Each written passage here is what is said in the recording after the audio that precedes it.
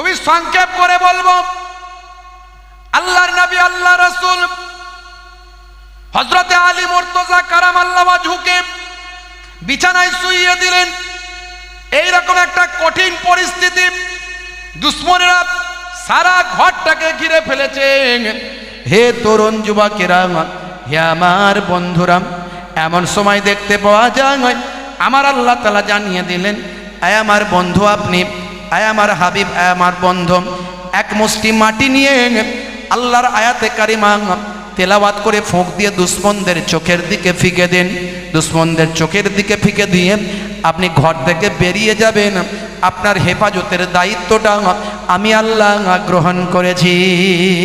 হে তরুণ যুবকেরা, এই রকম কঠিন পরিস্থিতিতে হযরতে দয়ার নবী আখিরি জামানার পয়গম্বর কি আখলাক, কি চরিত্রটা দেখিয়েছেন একবার ভাবুন। এই রকম কঠিন পরিস্থিতিতেও দয়ার নবী আমার হযরতে আলীকে বললেন, ও বাবা আলী, তুমি আমার বিছানায় শুয়ে পড়ো। আর শুনে রেখে দাও, মক্কার কুরাইশদের সঙ্গে আমার কোনো দ্বন্দ্ব ছিল না। তারা ছোটবেলা থেকে আমাকে ভালোবাসে, মহাব্বত করে, প্যার করে। জীবনে আমি কোনোদিন মিথ্যা কথা বলি না, জীবনে আমি কাউকে মারি না, কাউকে গালি দিই না, জীবনে আমি কারো আত্মসাৎ করি না, কারো প্রাণে ব্যথা দিই না, কষ্ট দিই না। মক্কার মানুষেরা আমাকে ভালোবাসে, মহাব্বত করে, এমনকি তারা আমাকে মহাসত্যবাদী, মহাবিশ্বাসী বলে আমাকে অভিহিত করেছেন। আল আমিন বলেছেন, গরিবের অনেক সম্পদ আমার কাছে রাখতে দিয়েছেন। এরকম কঠিন পরিস্থিতি মক্কার মানুষ মাইট ইজ রাইট, জোজ্জার মুল্লুকদার, মারপিট, দাঙ্গা হাঙ্গামায় মানুষ মেতে থাকে। একটা যুদ্ধ চলে, 40 বছর ধরে যুদ্ধ স্থায়ী থাকে। সেই সময় একজন মানুষের হত্যার কারণে 100 জন মানুষকে তারা হত্যা করে বদলা নেয়। এই রকম কঠিন পরিস্থিতিতে মক্কার মানুষ তখন, যে সময় মানুষ ভাই আমার হত্যা করে গর্ববোধ করত, যে সময় মানুষ ভাই আমার খুন করে গণধর্ষণ করে গর্ববোধ করত, সেই সময়তেও মক্কার মানুষ, অসহায় দরিদ্র মানুষেরা দয়ার নবীকে মহা আমানতদার মনে করে দয়ার নবীর কাছে আমানত হিসাবে তাদের গচ্ছিত সম্পদ রাখতে দিয়েছিল। জোরে হবে না? জোরে হবে না? আজকে আপনি টাকা ধার দেন না কাউকে, যতই প্রাণের বন্ধু, দিয়ে দেখুন, ভাই বিপদে পড়েছি 5000 দে, চাইতে যখন যাবেন মনটা খারাপ হয়ে যাবে। 100 জনকে ধার দিলে 70 জন ঠিক টাইমে দেবে না, 70 জন ঠিক টাইমে দেবে না।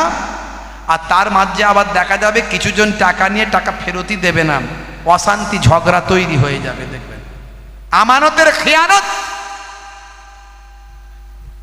কথায় কথায় মিথ্যা।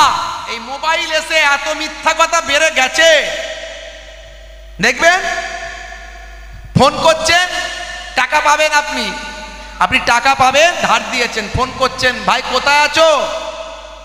আছে ফিফাই, আছে ফিফাই, বলছে আমি শিয়ালদায়। হ্যালো, কোথায় আছো ভাই? ঘরে ঘুমিয়ে আছে ফিফাই। ভাই ঘরে যাব নাকি, টাকাটা দেবে একটু, খুব অসুবিধা হয়েছে, অনেক দিন তো হয়ে গেল, একটু দাও না টাকাটা, অন্তত কিছু দাও। কোথায় আছো ভাই? বলছে আর বলিস না ভাই, আমি তো আছি শিয়ালদায়। অথচ সে ফিফাতে এসে ঘুমাচ্ছে, ফিফাই ঘুমাচ্ছে আর বলছে শিয়ালদায়। মিথ্যা এত বেড়ে গেছে, এত মিথ্যা বেড়ে গেছে। আমানতের খিয়ানত।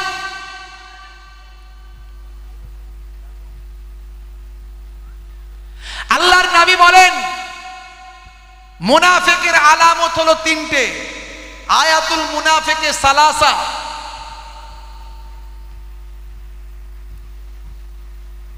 এজা হাদ্দাসা কাযাবা, যখন কথা বলবে মিথ্যা কথা বলবে। ওয়াইজা ওয়াদা আখলাফা, ওয়াদা করলে খিলাফ করবে। বলে চিন্তা করো না, আমি কালকেই যাচ্ছি তোমার ওখানে। কত কাল পার হয়ে গেল, তার কোনো হোঁশই নাই। সেই যে কথা দিল, কথার তার ভ্রুক্ষেপই নাই। এরকম কত কথা দেয়।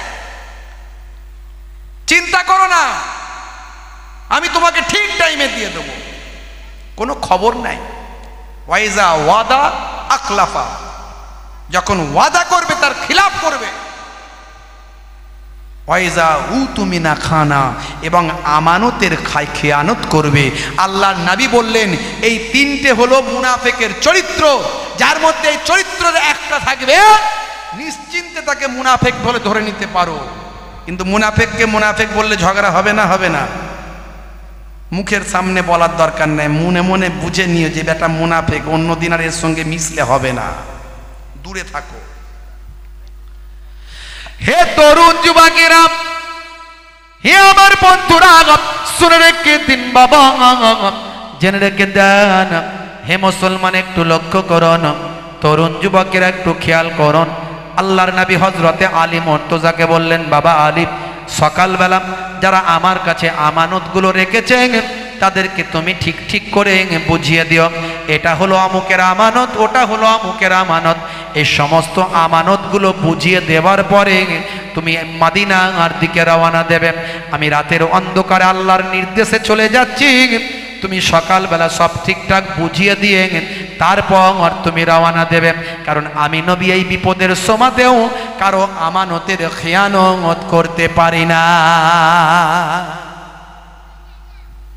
দরজায় বিপদ, দুশ্মনেরা দাঁড়িয়ে আছে গোল হয়ে, বেরোলেই মেরে ফেলবে। আরবের লোকেদের একটা অভ্যাস ছিল, দুটো জিনিস তাদের খুব ভালো ছিল। একটা হলো পেছন থেকে কাউকে মারতো না, যা হবে সামনাসামনি লড়াই, বলে কয়ে মারপিট হবে, এটা তারা বীরত্ব মনে করত। যেটা এখনো মুসলমানদের রক্তে একটু মিশে আছে, যেখানে কেউ মারপিটে যাবে না সেখানে মুসলমানরা হাম কিসি সে কম নেই, আছে না? নাই, দেখবেন। ওই জন্য সমস্ত দলের নেতারা কিছু মুসলমান ঠ্যাঙারে বাহিনীকে সবসময় সামনে রেখে দেয়। তোরা আছিস, আমার চিন্তা কিসের, খালি মাঝে মাঝে ফোলায় আর চা খাওয়ায়, মাঝে মাঝে কত লাগবে বল না, দিয়ে দিচ্ছি। ওই সব ঠ্যাঙারে বাহিনীগুলো সামনে রেডি হয়ে আছে, দাদা কি করতে হবে বলো, কাকে পিটতে হবে, বুঝতে পারছেন? আমি কারো নাম বলছি না, কোনো দলের বিরুদ্ধে পক্ষে বিপক্ষে বলছি না। সেই রক্তর এখনো আমাদের গায়ে বইছে। এরা জীবন দিতে বেশিক্ষণ পরোয়া করে না, দেখবেন। এই জন্য বেশি তাকিয়ে দেখুন, মুসলমান মরছে, সংখ্যায় কম হলেও মরছে এরা বেশি, কারণ ভাবনা চিন্তা করে পা ফেলে না। নিশ্চয় মৃত্যুবরণ করুন, আল্লাহ এবং রাসূলের জন্য মরুন, মরলি জান্নাত পেয়ে যাবেন। কিন্তু আপনি যেখানে মৃত্যুটা বরণ করছেন সেটা কিভাবে মৃত্যু বরণ করছেন একবার ভাবুন। যে মৃত্যুটার কারণে জান্নাত পাবেন না জাহান্নাম পাবেন, চিন্তা করে মরুন। আপনি মরতে বারণ করছি না। বন্ধুরা আমার, তরুণ যুবকেরা আমার, মুরব্বিয়ানেরা আমার, আল্লাহর নবী এই রকম কঠিন পরিস্থিতিতেও আমানতের খেয়ানত করলেন না। হে তরুণ যুবকেরা, এখান থেকে আমরা একটা জ্ঞান লাভ করি, শিক্ষা লাভ করি। দয়ার নবী বিপদের সময়তেও কারো আমানত নষ্ট করেননি। হে জওয়ান যুবকেরা, আল্লাহর নবী আল্লাহ রাসূল যখন বেরিয়ে চলে গেলেন, অনেক ঘটনা, হিজরতের ঘটনা। 622 খ্রিস্টাব্দ এই বছরই দয়ার নবী হিজরত করেছিলেন। ইতিহাসের পাতায় আপনি পড়েছেন, হিজরত মানে হলো দেশত্যাগ। এই হিজরত থেকে হিজরি সন শুরু হয়েছে, আরবিতে একটা বছর শুরু হয়ে গেছে যার নাম হলো হিজরি বছর। হে তরুণ যুবকেরা, হে আমার মুরব্বিয়ানেরা, 500 ভাই আমার 622 খ্রিস্টাব্দ থেকে প্রথম হিজরি গণনা শুরু হয়েছে। আল্লাহর নবী বেরিয়ে চলে যাবেন, অনেক ঘটনা, সেসব ঘটনায় যাচ্ছি না। দয়ার নবীর কাছে আল্লাহ কোরআন মাজিদের আয়াতে কারিমা নাজিল করে জানিয়ে দিলেন, আমারা মাইতা ইজ রামাইতা ওয়ালাকিন্নাল্লাহ রামা। জোরে হবে না? আরে জোরে হবে না? আমারা মাইতা ইজ রামাইতা ওয়ালাকিন্নাল্লাহ রামা। আপনি ফেকেননি। কত সুন্দর কথা আল্লাহর কোরআন। দেখুন, আল্লাহর কোরআন নিয়ে যারা গবেষণা করেছে তারা অবাক হয়েছে। কি ছন্দ! কোরআনকে কবিরা কবিতার আকারে দেখেছে। কেউ বলছে ছন্দের কিতাব, কবিতা। আবার যে ঐতিহাসিক সে তার হিস্ট্রি হিসাবে দেখেছে, কি ইতিহাস। আবার যে ফিলোসফার সে তার দার্শনিক দৃষ্টিভঙ্গিতে বলছে কি দর্শন এখানে। যে যে অ্যাঙ্গেল থেকে ভেবেছে কোরআন, দেখুন কত সুন্দর কোরআনের রূপকথা, কোরআন মাজিদের কি সুন্দর উপমা ভঙ্গিমা। আল্লাহ প্রথমেই বলছেন আপনি ফেকেননি। ওয়ামা রামাইতা, মা এখানে নেগেটিভ না, রামাইতা, যখন তুমি ফিকে ছিলে, আপনি যখন ফিকে ছিলেন, দয়ার নবীর ক্ষেত্রে কথা বলবেন সম্মান দিয়ে বলবেন। আদাব, ইসলামের বড় ব্যাপার হলো আদাব। বিয়াদব আল্লাহর রহমত থেকে মাহরুম। অনেকে দেখবেন বিয়াদবি করে, বাপকে মানে না, মাকে মানে না, বাপের সঙ্গে মায়ের সঙ্গে তর্ক করে, আছে না নাই? বড় ভাইকে সম্মান দেয় না, পাড়া প্রতিবেশী গুরুজন বয়স্ক মানুষদের তাচ্ছিল্য করে। এ দেখছেন না, একটা মাওলানা সাহেব বাংলাদেশে ভাইরাল হয়েছে, একজন বয়স্ক মানুষ, তাদেরকে তো মুরব্বি বলে, কথা ঠিক না ভুল? সে এখন বেচারা পেচ্ছাপ পেয়েছে, উঠেছে, এখন তাকে বলেছে মুরব্বি মুরব্বি।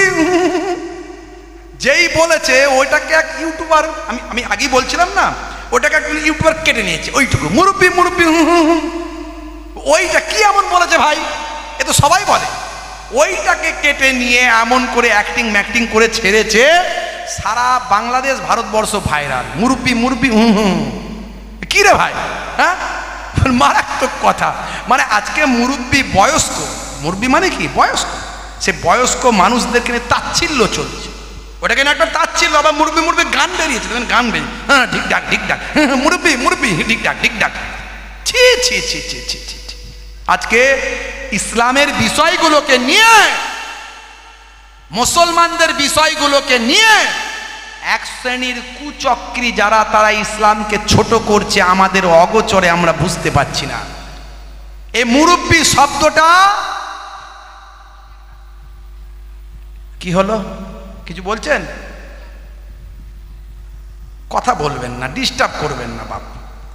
যেটা বলার দরকার যদি মনে হয় ভাইয়ানের সঙ্গে বলবেন, আমি নেমে গেলে আমার কানে কানে বলেন, এটা ইসলামের তরিকা। আর না হলে যদি মনে হয় আমাকে এখানে উত্তর দিতে হবে, লিখে দেবেন, কথা ঠিক আছে? আমার যদি প্রয়োজন মনে করি আমি উত্তর দেবো। কথা বলে ডিস্টার্ব করবেন না, তাহলে আমাকে নিয়ে আসার দরকার নাই। আমি তো বিনা দাওয়াতে চলে আসিনি। আর দাওয়াত করে যদি আপনি ডিস্টার্ব করেন, তাহলে বুঝতে হবে ইসলাম বিরুদ্ধ কাজ, কথা ঠিক না ভুল? বাপেরা আমার, বন্ধুরা আমার, তরুণ যুবকেরা আমার, আজকে ইসলামের বিষয়গুলোকে নিয়ে তাচ্ছিল্য হচ্ছে, আমরা সেগুলো বুঝতে পারছি না। এই যুবকেরা বুঝতে পারছে না,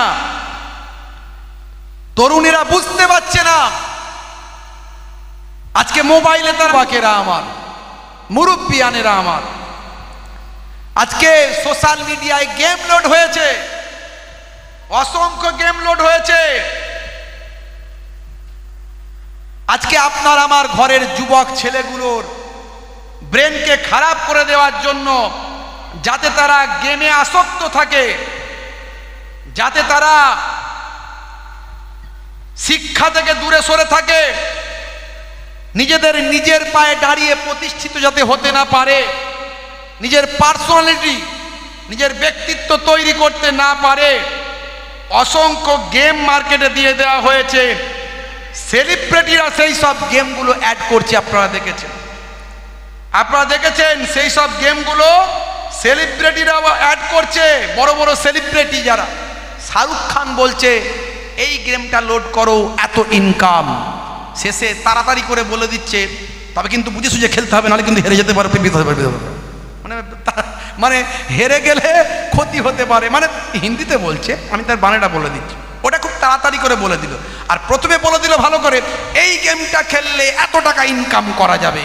ছেলেরা মাথা খারাপ, রাতেই লোড করে, দেখি খেলে কিছু ইনকাম করা যায় কিনা, ফকির হয়ে যাচ্ছে। আমার একটা অ্যাপ, মানে এত অ্যাড চলছে, যে অ্যাপটা থেকে আমি টাকা পয়সা টুকটাক লেনদেন করি, পেটিএম, সেখানে পর্যন্ত অ্যাডের পরে অ্যাড দিচ্ছে। কত অ্যাড পাঠিয়েছে দেখুন।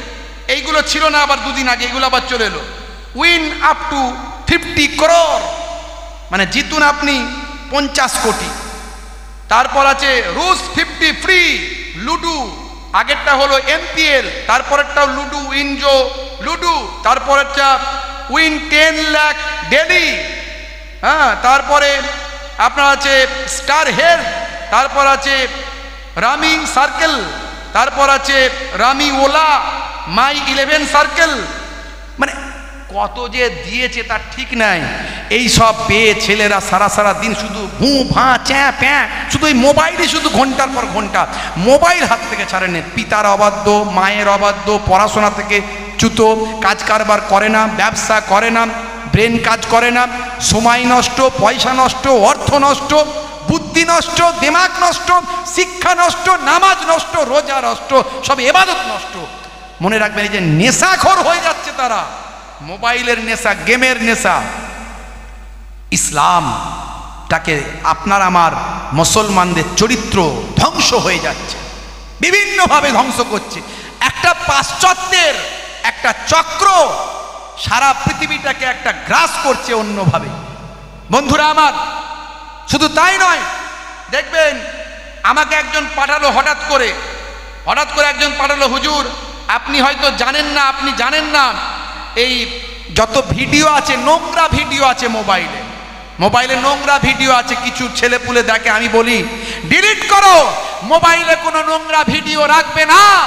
যে ভিডিও রাখলে তোমার সম্মান নষ্ট হয়, তুমি মারা যাবে, তুমি মারা যাবার পর মোবাইলটা তোমার বাপ দাদু চাচার কাছে চলে যাবে, তোমার ছেলে মেয়েরা দেখবে, খুলে দেখবে আমার বাপ ছিছি, আমার ছেলে ছিছি, আমার ভাই ছিছি, এই রকম মোবাইল তার, এই রকম ভিডিও তার মোবাইলে, এই রকম ছবি তার মোবাইলে। আজই ডিলিট করো তোমার মোবাইল থেকে। হুজুর আপনি জানেন না, মোবাইলে অনেক অশ্লীল ভিডিও আছে, বিভিন্ন অ্যাপ আছে, সেখান থেকে পাওয়া যায়। আমাকে লেখা পাঠিয়েছে, দিয়ে বলেছে হুজুর আমি তথ্য বের করেছি, এটা একটু প্রচার করবেন। ইসলামের বদনাম করার জন্য পাশ্চাত্যের মানুষেরা, যারা ইসলামের দুশ্মন, ভাই আমার ইহুদি নাসারারা, তারা চক্রান্ত করে কিভাবে ইসলামকে ছোট করছে। মিয়া খলিফা নামে একটা পর্নো স্টার আছে, একটা পর্নো স্টার অশ্লীল ভিডিও তৈরি করে মোবাইলে দেয়। আমাকে এখানে লিখে পাঠিয়েছে, ডিটেলস লিখে পাঠিয়েছে, হুজুর অশ্লীল ভিডিও তৈরি করে মোবাইলে দেয়, মুসলমানের ছেলেরা ওই সব দেখে উদ্বুদ্ধ হয়, অথচ তার নামটা হলো মিয়া খলিফা। খলিফা মানে হলো প্রতিনিধি, আর মিয়া মুসলমানদের বলা হয়। এই মুসলমানদের নাম দিয়ে তাকে দেখিয়ে সারা পৃথিবীতে বোঝানো হয় যে সে একজন মুসলিম, যাতে করে মুসলিম ছেলে মেয়েরা উদ্বুদ্ধ হয়। হুজুর আপনি একটু প্রচার করবেন, এগুলো তো হারাম আপনারা বলেন, কিন্তু ওই যে মহিলা, ও কিন্তু মুসলিম নয়, ও হলো লেবানিস্ট, একজন অমুসলিম, তার নাম হলো সারাহ জো চামউন। সারাহ জো চামউন তার আসল নাম। মনে রাখবেন, এইভাবে ইসলামকে পৃথিবীর বুকে হেয় প্রতিপন্ন করে ধ্বংসের চক্রান্ত করছে। কিন্তু মনে রাখবেন, ইসলামকে ধ্বংস করা যাবে না, কারণ আল্লাহ রাব্বুল আলামিন নিজে ইসলামের দায়িত্ব নিয়েছেন। ইন্নাদ দীনা ইনদাল্লাহিল ইসলাম। জোরে বলুন সুবহানাল্লাহ। ওটা হবে, এখন আর সময় নাই, 5 মিনিট 10 মিনিট আমি থাকবো। আর হ্যাঁ 15 ছেড়ে তো করতাম, 15 আর 10 মিনিট তুললে আমি তাহলে কথাটা শেষ করতে পারবো না। উনি তুলবেন, অসুবিধা নেই, কথাটা শেষ করতে পারবো না। না না, আমার ওখানে পৌঁছে দাও, আপনাদের কথা আমি রেখে শেষে নিয়েছি, ওদের দাওয়াত আগে, কথা ঠিক তো? ব্যাস, তাহলে আপনাদের কথা রেখে নিয়েছি, কোনো ওদের যেন অসুবিধা না হয়। ভাইরা আমার, তরুণ যুবকেরা আমার, হে যুবকেরা ভালো করে শুনুন, সাচ্চা মুসলমান হয়ে যান, নবীর আখলাক চরিত্রগুলোকে অবজার্ভ করুন, ভাবুন। দয়ার নবী যখন মক্কা ছেড়ে মদিনায় যাচ্ছেন, অনেক কথা আমি বাদ দিলাম, মুসলমানদের দেশপ্রেম নিয়ে যারা প্রশ্ন তোলেন, হে তরুণ যুবকেরা আমি তাদের বলবো, দয়ার নবী দেশপ্রেম শিখিয়েছেন। হুব্বুল ওয়াতান মিনাল ঈমান, দেশপ্রেম হলো ঈমানের অঙ্গ। শুধু তাই নয়, দয়ার নবী আমার জীবনে জিন্দেগিতে বাস্তবায়িত করে দেখিয়ে দিয়েছেন। বন্ধুরা আমার, তরুণ যুবকেরা আমার, আল্লাহর নবী কাবা শরীফের সামনে দিয়ে যখন যাচ্ছিলেন, কাবা ঘরের সামনে দাঁড়িয়ে গেলেন, দাঁড়িয়ে গিয়ে বলছেন, হে কাবা, তোমার কাছে আমার থাকার বড্ড ইচ্ছা ছিল, কিন্তু তোমার দেশের মানুষেরা আমি নবীকে থাকতে দিল না। তুমি সাক্ষী থেকো, তুমি সাক্ষী থেকো, হে কাবা, তোমাকে আমি ভালোবাসি, তোমার দেশকে আমি ভালোবাসি, এটা আমার মাতৃভূমি, আমি আমার মাতৃভূমি ত্যাগ করে চলে যেতে বাধ্য হচ্ছি। কাবা, আমার মাতৃভূমির দেশের মানুষেরা আমাকে থাকতে দিল না, আমি তোমাকে ভালোবাসি, হে কাবা তুমি সাক্ষী থাকো। ভাইরা আমার, তরুণ যুবকেরা আমার, বন্ধুরা আমার, দয়ার নবী আমার দেশপ্রেম কেমন শিখিয়েছেন, অমুসলিম ভাইদের সঙ্গে কেমন ব্যবহার করতে শিখিয়েছেন। মদিনা শরীফে যখন গিয়েছিলেন, মদিনার মানুষগুলো ইহুদিদের পাড়ায় গিয়ে দয়ার নবী বললেন, হে ইহুদি ভাইরা, তোমরা যেন মনে করো না 7 সমুদ্র 13 নদী পার হয়ে আমি তোমাদের ধরে বেঁধে মুসলমান করব, না না, তোমারি মাযহাবি আজাদি রাহেগি, তোমরা তোমাদের ধর্ম পালন করতে পারবে, পূর্ণ স্বাধীনতা রইল। মুলুককে হেফাজত কে লিয়ে হার কম শামিল রাহেঙ্গে, দেশকে হেফাজতের জন্য আমরা জাতি ধর্ম বর্ণ নির্বিশেষে দেশের সেবাতে ঝাঁপিয়ে পড়ব। খুন কি ফিদিয়া বাদাস্তুর কায়েম রাহেগা, আমার দলের মানুষ যদি তোমার দলের কোনো মানুষকে হত্যা করে দেয়, আমি আমার দলের মানুষকে দাঁড়িয়ে থেকে খুনের বদলে খুন, হত্যার বদলে হত্যা করে ন্যায় বিচার প্রতিষ্ঠা করব। এই হলো নবীর আখলাক, এই হলো নবীর চরিত্র। মুসলমানরা যেখানে থাকবে, অমুসলিম হিন্দু খ্রিস্টান জৈন বৌদ্ধ সবাই যেন নিরাপত্তা পায়, সবাই যেন নিরাপত্তা লাভ করতে পারে, টেনশন ফ্রি ভাবে থাকতে পারে, এই নির্দেশ স্বয়ং আল্লাহর নবী। দেখুন নবীর আখলাক অবজার্ভ করুন, নবীর চরিত্র অবজার্ভ করুন। ও কাবারে তুমি করো না আমায় পর, তোর কিনারে বসে আমি ডাকতাম খোদার। ও কাবারে তুমি করো না আমায় পর, তোর কিনারে বসে আমি ডাকতাম খোদার। বড় ব্যথা নিয়ে যাচ্ছি আমি চলে, বড় ব্যথা নিয়ে যাচ্ছি আমি চলে, তোমার দেশের মালোকেরা করলো অত্যাচার। তুমি করো না আমায় পর, আমি ভালোবাসি তোমার, তুমি করো না আমায় পর, আমি ভালোবাসি তোমার। ও কাবারে তুমি করো না আমায় পর, তোর কিনারে বসে আমি ডাকতাম খোদার। বড় ব্যথা নিয়ে যাচ্ছি আমি চলে, বড় ব্যথা নিয়ে যাচ্ছি আমি চলে, তোমার দেশের লোকেরা করলো অত্যাচার। তুমি করো না আমায় পর, আমি ভালোবাসি তোমার, তুমি করো না আমায় পর, আমি ভালোবাসি তোমার। বলুন না সুবহানাল্লাহ। কি আখলাক, কি চরিত্র নবী আমার দেখালেন, সেই আখলাক সেই চরিত্র আমরা যেন বাস্তবায়িত করতে পারি। নবী পাকের জীবন জিন্দেগির এক একটা আলোচনা, এক একটা পাঠ পাঠ আলোচনা করলে সেখান থেকে অসংখ্য শিক্ষা আমরা গ্রহণ করতে পারি। শুধু আমরা নবীর সিরাত আর মিলাদ শুনলেই হবে না, সেখান থেকে অবজার্ভ করতে হবে, গ্রহণ করতে হবে। নবী প্রেম শিখিয়েছেন, কি প্রেম শেখালেন? আল্লাহর নবী বলছেন, হে দুনিয়ার মানুষ শুনে রেখে দাও, ইয়াকুনু ফি মাহানাতি আহলিহি ওয়া ইয়াকুমুল বাইতা ওয়া ইয়াহলিবুনা সাতা ওয়া ইয়াকিতা সাওবাহু ওয়া ইয়াকসিফানা লাহুম ওয়া ইয়াহমিলু বিজাতিন মিনাস সুক। আল্লাহর নবী আম্মা জান বলেন, তোমাদের নবী বাড়িতে ছোট ছোট কাজগুলো স্ত্রীর সঙ্গে নিজে হাতে করতেন। দয়ার নবী স্ত্রীর সঙ্গে নিজে হাতে কাজগুলো করতেন। মাঝে মাঝে নবী আমার ঘরটা নিজে হাতে ঝাড়ু দিতেন। দয়ার নবী মাঝে মাঝে ছেঁড়া জামাগুলো নিজে হাতে সেলাই করতেন। দয়ার নবী ছেঁড়া জুতোটাও মাঝে মাঝে নবী আমার সেলাই করতেন। দয়ার নবী মাঝে মাঝে বাজারে গিয়ে বাজারটা নিজে হাতেই কাঁধে করে বয়ে বাড়িতে নিয়ে আসতেন। আমি কত বড় হুজুর, হ্যাঁ, কত বড় পীর সাহেব, কত বড় মাওলানা সাহেব, শেখ মুফতি সাহেব, হাজি সাহেব, গাজী সাহেব, ইমাম সাহেব, ডাক্তার সাহেব, মাস্টার সাহেব, পৃথিবীর বুকে নবীর থেকে বড় সাহেব আর কেউ হবে না। গুগল খুলুন, আমি বলছি না, গুগল খুলুন, সেখানে লিখুন who is the greatest person in the world. Google আপনাকে অ্যান্সার দেবে, greatest person in the world of prophet মুহাম্মাদুর রাসূলুল্লাহ সাল্লাল্লাহু আলাইহি ওয়াসাল্লাম। আরও তো অনেকের উক্তি আছে, বক্তব্য আছে, যাচ্ছি না। গুগল এখন সবার কাছে সবচেয়ে গ্রহণযোগ্যতা অর্জন করেছে, পৃথিবীর 500 কোটি মানুষ কিছু কম বেশি। সেই গুগল খুলুন, তা সেই নবীর থেকে বড় সাহেব আর কেউ নাই। আর আমরা নিজেরা অহংকার, তাকাব্বর, পকেটে পয়সা হয়েছে, ক্ষমতা হয়েছে, দেখতে সুন্দর, বডি হয়েছে, বাড়িটা ভালো করেছে, গাড়িটা বড় কিনেছে, বাবা জমিনে পা পড়তে চাই না। বুঝতে পারছি? চরিত্র বদলান, জীবন বদলে যাবে। চরিত্র বদলান, আখলাক বদলান, সমাজটা পাল্টে যাবে, সমাজটা সুন্দর হয়ে যাবে। অন্যকে খারাপ বলে লাভ নাই, নিজেকে দোষ দিন, আমি কতটা পাল্টাতে পেরেছি, আমার চরিত্র কোথায়। আজকে আমার একটু রাগ হয়েছিল, এই কমিটির ভাইয়েরা আছে অনেকে, আমি কাউকে দুঃখ দিয়ে বলছি না, এটা শিক্ষার জন্য বলছি। আমি 200 কিলোমিটার দূর থেকে এসেছি, আমাকে নিয়ে এসে সোজা মসজিদে ঢুকিয়ে দিয়েছে, দিয়ে নামাজ বাড়িতে বসিয়ে দিয়েছে।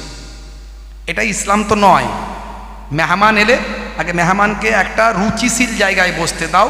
মসজিদ নিশ্চয়ই রুচিশীল জায়গা, সবচেয়ে ভালো জায়গা, কিন্তু মসজিদ নামাজের জায়গা।